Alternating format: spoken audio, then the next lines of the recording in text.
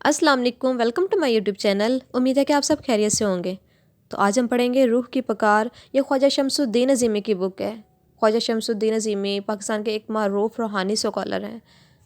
انہوں نے روحانیت پہ کافی زیادہ بکس لکھی ہیں۔ اگر آپ ان کی کوئی بھی بک سننا چاہتے ہیں یا کوئی بھی ان کی بک میں سے ٹاپک سننا چاہتے ہیں تو آپ لوگ مجھے کمنٹ سیکشن میں بتا سکتے ہیں۔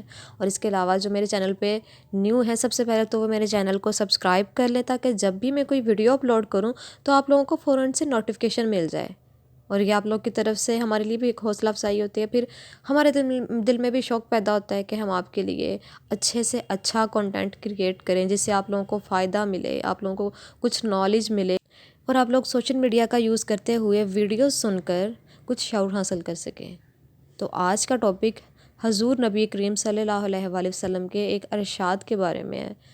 کسی نے سوال کیا، سیدنا حضور علیہ الصلاۃ والسلام کا ارشاد ہے کہ مر جاؤ مرنے سے پہلے۔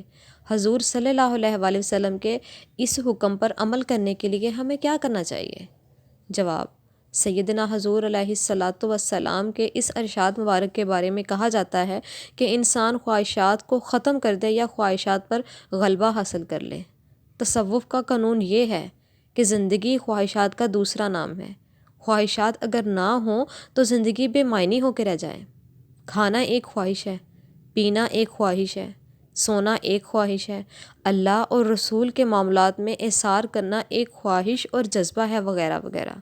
کوئی زندہ آدمی خواہشات سے انحراف نہیں کر سکتا۔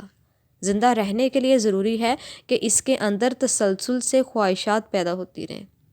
مر جاؤ مرنے سے پہلے کا مفہوم یہ ہے کہ موت کا یقین حاصل کر لو، اور یقین کی تکمیل اس وقت تک نہیں ہوتی جب تک کہ یقین مشاہدہ نہ بن جائے۔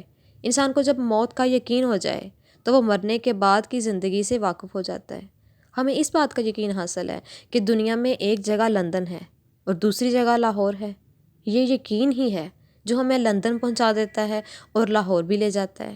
جس طرح ہم لندن اور لاہور جا سکتے ہیں، اسی طرح ہم موت کے بعد کے عالم کا یقین حاصل کر کے اس زندگی میں رہتے ہوئے بھی موت کے عالم میں منتقل ہو سکتے ہیں۔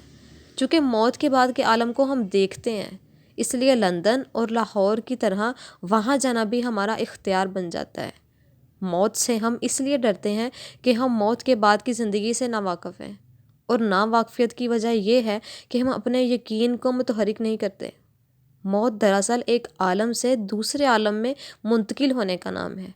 مر جاؤ مرنے سے پہلے کا مقصد یہ ہے کہ ہم اس عالم آب و گل کی زندگی میں مرنے کے بعد کی زندگی سے باخبری حاصل کر لیں۔ تفکر کرنے سے یہ بات بہت آسانی کے ساتھ سامنے آ جاتی ہے کہ قرآن پاک میں اللہ تعالیٰ نے جو کچھ ارشاد کیا ہے اسے 3 حصوں میں تقسیم کیا جا سکتا ہے۔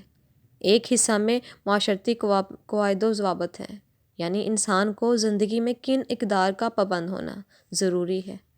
اس حصے میں عام انسانوں کے حقوق، بیوی بچوں کے حقوق، شادی بیاہ، پاکی ناپاکی اور معیشت و معاشرت کے تمام مسائل کا حل پیش کیا گیا ہے۔ دوسرا حصہ نوح انسانی کی تاریخ پر مشتمل ہے، یعنی انبیاء علیہ الصلاۃ والسلام کی تعلیمات، ان کے قصے اور قوموں کے عروج و زوال کے تذکرہ، کس طرح قومیں بنیں، کتنی ترقی کی، کیسے اللہ تعالیٰ کے قانون سے انحراف کیا اور کس طرح مٹ گئیں۔ تیسرا حصہ معاد، یعنی انسان مر کیوں جاتا ہے اور مرنے کے بعد کی زندگی کیا ہے۔ اس ضمن میں وہ تمام راز آشکار ہوتے ہیں جو تسخیر کائنات سے متعلق ہیں۔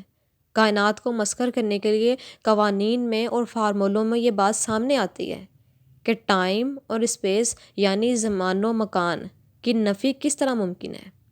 ایک آدمی زمین پر بیٹھے بیٹھے عرش پر کیسے پہنچ جاتا ہے، اور اسے آسمانوں کی باتیں کس طرح معلوم ہونے لگتی ہیں۔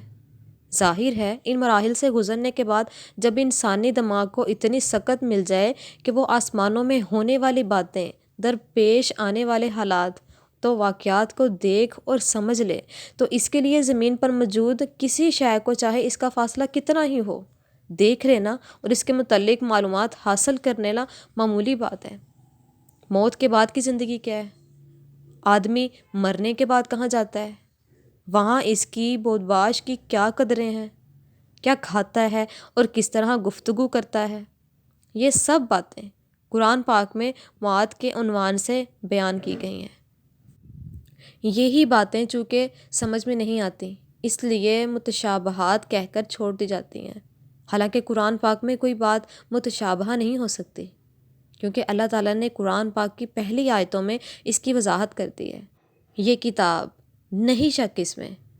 اب یہ لازم ہو جاتا ہے کہ ہم حضور علیہ الصلاۃ والسلام کے فرمان مر جاؤ مرنے سے پہلے پر عمل کرنے کے لیے قرآن پاک میں بیان کردہ مواد کی باتوں کو سمجھنا چاہتے ہیں، تو حضور صلی اللہ علیہ وآلہ وسلم کے شاگرد اور وراثت یافتہ کسی ایسے بندے کو تلاش کرنا پڑے گا جو حضور صلی اللہ علیہ وآلہ وسلم کے علم کی روشنی میں قدم بہ قدم چلا کر ہمیں مواد کا مشاہدہ کرا دے۔